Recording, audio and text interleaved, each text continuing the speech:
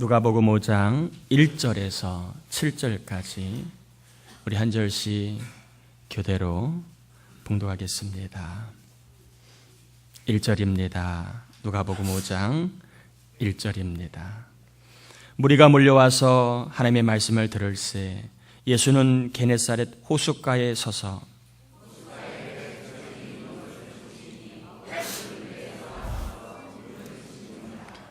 예수께서 한 배에 오르시니 그 배는 시몬의 배라. 육지에서 조금 떼기를 청하시고 앉으사 배에서 무리를 가르치시더니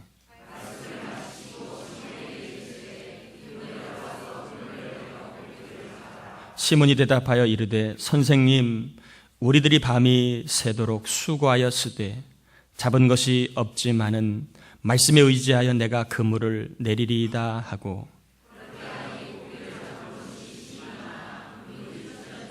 같이요. 이에 다른 배에 있는 동무들에게 손짓하여 와서 도와달라 하니 그들이 와서 두 배 채움에 잠기게 되었더라. 아멘. 우리 옆 사람하고 한번 인사 나누고 하나님은 살아계십니다. 하늘의 복을 받으시길 바랍니다. 이 시간도 좋은 날에 예배하는 여러분 모두를 축복합니다. 근심할 일, 염려할 일이 많이 있지만 예배하는 저와 여러분의 삶 속에 하나님이 평안과 그리고 걱정하지 않는 그러한 마음을 꼭 부어주실 줄 믿습니다. 하나님이 계심에 다 때가 되면 풀리고 잘 되게 하실 줄 믿습니다. 오늘 갈등되는 순종이라고 하는 제목으로 말씀을 전하겠습니다. 본문은 예수님께서 베드로와 안드레 그리고 야고보와 요한을 제자로 부르시는 그러한 과정입니다. 제자로 부르시는 과정을 좀 살펴보면 먼저 말씀을 가르치셨다라고 3절에 나와 있지요. 예수께서 한 배에 오르시니 그 배는 시몬의 배라. 육지에서 조금 떼기를 청하시고 앉으사 배에서 무리를 가르치시더니 우리 주님은 말씀을 가르치시는 일을 통하여 하나님의 사람을 세우시고 그리고 하나님의 사람을 만드시는 것을 보게 됩니다. 특별히 예수님께서 전하신 말씀이 무엇인가는 잘 나와 있지 않습니다. 어떤 말씀을 가르치셨는가는 나와 있지는 않지만 전후 문맥을 통해 우리가 알 수 있는 것은 예수님이 이 땅에 하나님 나라에 대해서 말씀하셨다라고 우리가 유추해 볼 수 있습니다. 죄로 말미암아 타락한 세상은 마귀의 나라가 되었고 사람들은 마귀의 백성이 되어 스스로의 힘과 능력으로는 절대 하나님 나라 천국에 이를 수 없게 되었습니다. 시간이 지나면 영원한 화를 지옥에서 받아야만 했습니다. 그런데 하나님께서 이 땅에 구원자 예수 그리스도를 보내주셨고 예수를 믿고 의지하는 자마다 누구든지 값없이 믿음으로 하나님 나라에 들어가게 해 주시는 복음을 주셨습니다. 예수님께서는 저와 여러분이 지은 죄 그리고 온 인류의 죄까지 대신하여 십자가에 달려 죽으심으로 말미암아 모든 사람의 죄의 문제를 단번에 해결해 주셨습니다. 그분의 죽으심으로 말미암아 우리 모두는 하나님 앞에 우리의 죄가 다 지워지게 되었습니다. 히브리서 9장 12절에 염소와 송아지의 피로 하지 아니하고 오직 자기의 피로 영원한 속죄를 이루사 예수의 보혈의 피는 저와 여러분의 모든 죄를 영원히 사해 주시는 보혈의 능력이 있습니다. 또한 예수의 보혈의 피를 믿는 사람은 속죄의 은총뿐만 아니라 하나님 나라에 자신 있게 들어가게 해 주셨습니다. 어떤 번역 성경을 보니까 당당하게, 또 어떤 번역 성경에는 꺼리낌 없이 그렇게 하나님 나라에 들어갈 수 있게 하셨다라고 소개합니다. 히브리서 10장 19절 20절에 그러므로 형제들아 우리가 예수의 피를 힘입어 성소에 들어갈 담력을 얻었나니 그 길은 우리를 위하여 휘장 가운데로 열어놓으신 새로운 살 길이요 휘장은 곧 그의 육체니라. 예수의 피를 의지하는 사람은 죄사함뿐만 아니라 하나님 나라에 당당하게 꺼리낌 없이 떳떳하게 들어가는 복을 받게 되었습니다. 그럼 여러분, 뭘 해야 천국 간다고 가르치는 이단의 가르침에 절대 넘어가지 말길 바랍니다. 예수의 피로 우리는 값없이 당당하게, 자격은 안 되지만 그분의 보혈의 공로로 말미암아 우리가 천국에 누구나 들어가게 된 것입니다. 따라서 예수를 믿음으로 말미암아 구원받는 사람, 천국에 들어가는 사람은 진정한 성공자이고 최후의 승리자인 것입니다. 저는 저와 여러분들이 이 땅에서도 잘 되고 성공하길 바랍니다. 그러나 더 간절히 바라는 것은 진정한 성공자, 영원한 성공자, 최후의 승리자가 되기를 축복합니다. 예수를 믿고 의지함으로 영원한 성공자, 최후의 승리자가 되시기를 다시 한번 축복합니다. 이처럼 말씀을 가르치시고 말씀을 마치자마자 예수님은 베드로에게 순종을 요구하십니다. 4절에 이렇게 얘기합니다. 말씀을 마치시고 시몬에게 이르시되 깊은 데로 가서 그물을 내려 고기를 잡으라. 예수님이 베드로에게 깊은 데로 가서 그물을 내려 고기를 잡으라고 하셨습니다. 이 말을 좀 헬라어의 원어, 즉 인칭과 시제 좀 살려서 제가 의역을 좀 해보면 이렇습니다. 말씀을 마치신 예수님께서 시몬에게 물이 깊은 데로 가거라 이렇게 말씀하셨습니다. 그리고 물이 깊은 데로 가면 너와 안드레는 함께 그물을 내려라 이렇게 말씀하신 거예요. 처음에는 베드로에게 명령하시고 명령을 따라가다가 누구에게도 안드레에게까지도 같이 명령을 하신 것입니다. 지금 예수님과 베드로는 고기를 잡으려고 배 안에 있는 상태입니다. 참고로 예수님의 직업은 뭐지요? 목수입니다. 베드로의 직업은 뭐지요? 어부입니다. 그러면 고기를 잡을 때 누가 누구의 말을 들어야 되겠습니까? 고기를 잡을 때 누구의 말을 들어야 되겠습니까? 당연히 목수가 어부의 말을 들어야 고기를 잡을 것입니다. 그런데 지금 배 안에는 어떤 일이 벌어지고 있습니까? 감히 어부한테 목수가 고기를 잡으려면 이래라 저래라 명령하고 있습니다. 누가 어디에 고기가 있는지, 언제 고기가 나오는지 누가 더 잘 알고 있습니까? 목수일까요? 어부일까요? 당연히 어부입니다. 어부인 베드로의 입장에서 목수인 예수님이 이래라 저래라는 말을 따른다는 것이 여러분 갈등이 되지 않겠습니까? 내가 어부인데 예수님 목수인데 정말 예수님 말씀 따라가다가 고기를 잡을 수 있을까? 허탕치는 거 아니야? 간밤에 한숨도 못 잡고 한 마리도 못 잡아 피곤해 죽겠는데 허탕치면 어떡하지? 분명히 예수님의 말씀을 따르는 베드로에게는 갈등이 있었을 것입니다. 이처럼 순종하는 과정에는 반드시 갈등이 있습니다. 특히 아는 것이 많을수록, 경험이 많을수록, 이룬 것이 많을수록 순종에는 갈등이 커지게 되어 있습니다. 베드로가 만약에 어부가 아니라 무직이었다면 아멘하고 따라가기가 쉬웠겠지요. 근데 너무나 바다 강길을, 호수길을 잘 알았던 베드로였기 때문에 예수님의 말씀에 따라가기가 쉽지 않았을 것입니다. 사람들이 죄악이 극에 달하자 하나님께서 노아에게 방주를 만들라고 하셨습니다. 이 말씀 노아를 분명히 갈등하게 했을 것입니다. 방주를 만든 동안에 우리 가족은 뭐 해 먹고 살지? 이래야 되는데 혹시 지금까지도 별일 없었는데 홍수가 내리지 않으면 어떡하지? 나만 개망신당하는 거 아니야? 분명히 방주를 만들라고 하는 주의 말씀을 따라간 노아에게는 갈등이 있었을 것입니다. 하나님이 아브라함에게 아들 이삭을 제물로 바치라고 하셨습니다. 이 말씀은 아브라함을 충분히 갈등하게 했을 것입니다. 어렵게 낳은 아들인데 바치라니 너무한 거 아니야? 꼭 이렇게만 하셔야 하나? 이번만 불순종하면 안 될까? 분명히 아브라함 안에는 갈등이 있었을 것입니다. 하나님은 여리고성을 함락시키는 전략으로 여리고성을 돌라고 하셨습니다. 이 말씀을 받은 여호수아는 분명히 갈등했을 것입니다. 아니, 제정신인가? 밑에서 쏠면 위에 성에서 돌을 던지면 어떻게? 다 죽는 거 아니야? 화살이라도 쏘면 누가 피하겠어? 불 기름이라도 뿌리면 누가 살아남겠어?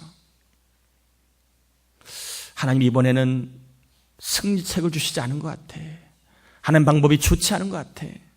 꼭 이렇게 돌아야만 하나? 여호수아에게는 갈등이 됐을 것입니다. 왜요? 여호수아의 경험과 지식이 있었기 때문에 그렇습니다. 낮에 깊은 데로 가서 고기를 잡으라고 하는 주님의 말씀은 베드로를 갈등하게 만들었습니다. 갈릴리 바다는 낮에 고기가 잘 안 잡힌답니다. 투명해서 고기가 다 보이기 때문에 숨는데요. 그러면 낮에 고기를 잡으러 가라는 말은 고기를 잡겠다는 말이에요? 아니면 잡지 말라는 얘기예요? 어부의 경험상 잡지 말라는 뜻으로 해석될 수 있는 말씀입니다. 더구나 고기는 얕은 곳에 있지 깊은 곳에는 없다고 그럽니다.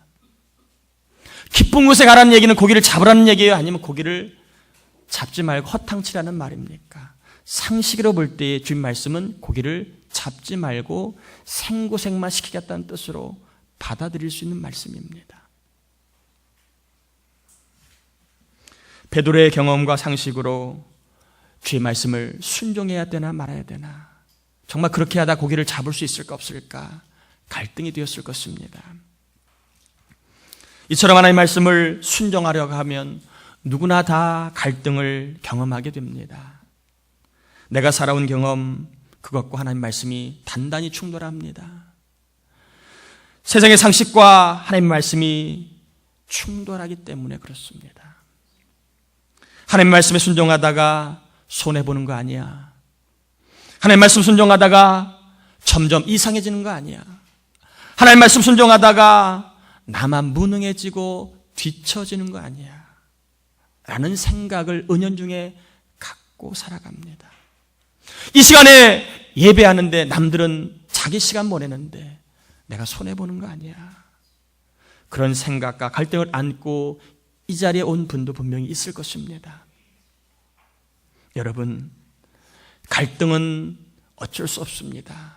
그러나 갈등을 하더라도 선택만큼은 올바르게 하시길 바랍니다. 따라해 볼까요? 갈등을 하더라도 순종하는 삶을 선택하자. 오늘날 선택이 매우 중요하다는 말은 두말하면 잔소리입니다. 어떤 사람을 선택하느냐, 어떤 일을 선택하느냐, 어떤 학교를 선택하느냐, 어떤 공동체를 선택하느냐는 매우 중요합니다. 개인적으로 부족하지만 선택을 잘하여 일이 풀리는 사람이 있는 반면에 개인적으로는 탁월하지만 선택을 잘 못하여 일이 꼬이는 사람도 왕왕 있습니다. 눈에 보이는 육적인 선택도 매우 중요하지만 여러분, 훨씬 더 중요한 것은요, 눈에 보이지 않는 영적인 선택이 더 중요합니다. 육적인 선택은 이 땅에서만 효과가 있지만 영적인 선택은 영원한 효과가 있기 때문에 그렇습니다. 육적인 선택은 나에게만 유익하지만 영적인 선택을 잘하면 자자손손 유익이 있기 때문에 그렇습니다. 예수를 선택한 사람에게는 영생이 주어지고 하나님 말씀에 순종하는 삶을 선택하는 사람에게는 순종하는 삶에 대한 복을 경험하게 됩니다. 예수님의 말씀에 순종한 베드로는 어떤 복을 받았나요? 따라해 볼까요? 삶의 문제가 해결되고 생활의 필요가 채워지는 복을 받았다. 문제가 해결되고 필요가 채워지는 복을 순종한 베드로는 받고 경험하게 됩니다. 당시 어부들은 하루 벌어 하루를 살아가는 그런 사람들이었습니다. 밤에 고기를 잡아야만 가족이 하루를 버틸 수 있습니다. 밤이 맞도록 수고하였지만 베드로는 고기를 잡지 못해 이제 빈손으로 집에 들어가야 합니다. 빈손만이 아니라 그의 빈손은 가족의 배도 줄이게 하고 자녀들의 삶도 채우지 못하는 무능력한 빈손이었습니다. 이제 더 이상 자신의 신임을 가지고 자신의 지혜를 가지고 자신의 능력을 가지고는 절대 해결할 수 없는 상황과 때에 예수님 말씀에 순종하다가 베드로의 삶의 문제가 해결되고 생활의 필요들이 채워지는 복을 경험합니다. 5절 6절에 보면 선생님 우리들이 밤이 새도록 수고하였으되 잡은 것이 없지만은 말씀에 의지하여 내가 그물을 내리리이다 하고 그렇게 하니 고기를 잡은 것이 심이 많아 그물이 찢어지는지라. 시기적으로 베드로의 문제가 해결될 수 없는 시간이었습니다. 정황상 베드로의 필요가 채워지기에는 너무나 안 좋은 정황이었습니다. 그러나 순종하다가 베드로는 시기적으로 힘든 때에 일이 해결이 되고 여건적으로 불가능해 보이는 때에 필요가 채워지는 복을 받게 됩니다. 혹시 이 자리에 계신 분 중에 시기상 어렵다고 또 환경을 볼 때 불가능하다고 생각하는 일이 있으신가요? 또 그런 마음을 품고 사시는 분이 계신가요? 이런 분에게 제가 소개해주고 싶은 어느 분의 글이 있습니다. 따라해 볼까요? 순종은 모든 문의 열쇠이다. 영적인 거장인 고든 맥도날드 목사님이 하신 유명한 말입니다. 순종은 모든 문을 여는 열쇠이다. 시기와 여건으로 볼 때 막혔어도 순종하는 자에게는 언제든지 하늘의 문이 열리는 복이 있음을 기억하시길 바랍니다. 하나님은 지금 나의 육적인 필요를 채워주시려고 내가 당면한 힘겨워하는 문제들을 해결해 주시려고 우리에게 순종을 요구하시는 것입니다. 순종은 결코 손해보는 것이 아닙니다. 오히려 득이 되는 것입니다. 나뿐만 아니라 우리 자녀들까지도 득이 되는 귀하고 복 있는 신앙의 모습입니다. 팁으로 7절에 있는 말씀 한 가지만 더 소개하고 마칠까 합니다. 7절에 보면 이에 다른 배에 있는 동무들에게 손짓하여 와서 도와달라 하니 그들이 와서 두 배의 채움에 잠기게 되었더라. 순종 잘하는 사람 곁에서 신앙생활 하시길 바랍니다. 베드로 덕에 안드레가 만선이 되는 복을 받았습니다. 베드로 덕에 야고보와 요한의 빈배가 만선이 되는 복을 덩달아 받게 됩니다. 순종하는 사람 곁에 있다가 덩달아 복을 받은 야고보와 요한, 순종하는 사람 곁에 있다가 함께 하늘의 복을 받은 안드레. 여러분 꼭 기억하기 바랍니다. 내가 부족해도 옆에 사람을 잘 두면 됩니다. 우리 장로님이 잘 순종하시다가 권사님들이 복을 받고, 권사님이 잘 순종하시다가 집사님들이 복을 받고, 집사님이 잘 순종하시다가 성도님들, 청년, 학생, 유치, 아동, 유아 모든 심령들이 복을 받게 될 줄 믿습니다. 꼭 내가 부족해도 순종하는 사람 옆에 곁에 있기를 바랍니다. 그리하다가 덩달아 주시는 복을 받기를 바랍니다. 항상 장로님 곁에 붙어 계시고 우리 목자들 곁에 붙어 있다가 그분들의 순종 때문에 여러분의 삶에 필요가 채워지고 문제가 해결되는 복을 꼭 받아 누리길 바랍니다. 순종이라는 말은요, 휘파쿠오라고 하는 헬라어입니다. 이 휘파쿠오는 휘포라고 하는 이러한 단어와 아쿠오라고 하는 단어가 합쳐진 말인데, 휘포라고 하는 단어는 아래라는 뜻입니다. 아쿠오라고 하는 단어는 듣다는 뜻입니다. 그러므로 휘파쿠오는 뭐냐 하면 아래에 서서 듣다가 순종입니다. 순종이라고 하는 것은 아래에 서서 듣는 것을 순종이라고 말합니다. 그런데 재미있는 표현은 불순종이라고 하는 단어는 파라코에입니다. 파라코에. 이 파라코에도 합성어인데 파라라고 하는 전치사와 아코라고 하는 그 뜻이 합쳐진 합성어입니다. 이 파라는 곁에 이런 뜻입니다. 곁에. 또 하나 거슬려라고 하는 의미도 있습니다. 그러니까 이 불순종이 뭐냐? 곁에서 대충 듣는 것, 흘려 듣는 것을 불순종이라고 합니다. 또 부정적인 의미를 살리면 거슬려 듣는 것을 불순종이라고 합니다. 순종은 아래에 서서 듣는 것이고 불순종은 흘려 듣는 것이다. 거슬려 듣는 것이 불순종이다. 여러분, 백화점 직원이나 호텔의 식당에 웨이터가 있지요. 그러면 손님이 오면 어떻게 합니까? 손님은 왕처럼 모시지요. 손님이 오면 허리를 굽힙니다. 그리고 손님의 말을 듣기 위해 때로는 어떤 웨이터는 무릎을 꿇는 사람도 있습니다. 이런 극진한 대접을 받은 손님은요, 대개 싼 거 시켜요? 비싼 거 시켜요?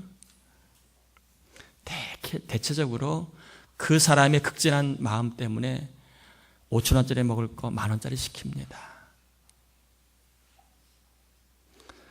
내가 10,000원짜리 살 거 20,000원짜리 사게 됩니다. 그 사람 봐서라도 그 사람의 정성 때문에 내가 좋은 거 먹고 시키게 됩니다.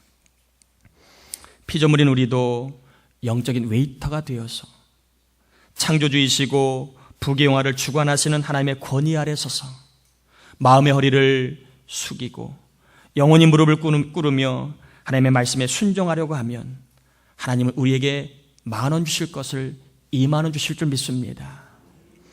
100,000원 주실 것을 1,000,000원 주실 줄 믿습니다.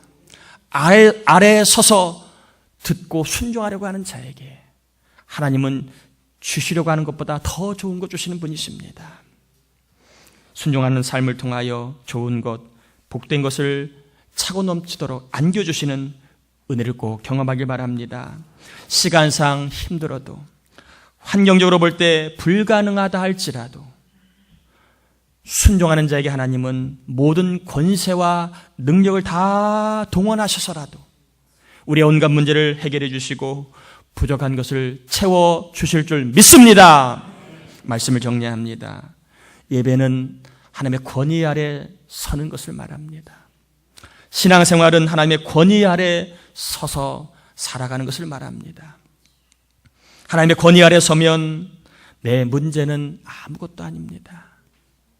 하나님의 권위 아래 서면 나의 부족은 부족이 아닙니다. 없는 것을 있게 하시고 안 되는 것을 되게 하시는 하나님의 권위를 믿고 하나님 말씀에 갈등이 되더라도 순종하다가 골치 아픈 문제가 해결되고 부족한 것들, 특히 물질과 건강, 자녀의 결혼과 취업의 복이 경험되시기를 예수님의 이름으로 축원합니다. 우리 찬양 한 곡 하시고 기도하겠습니다.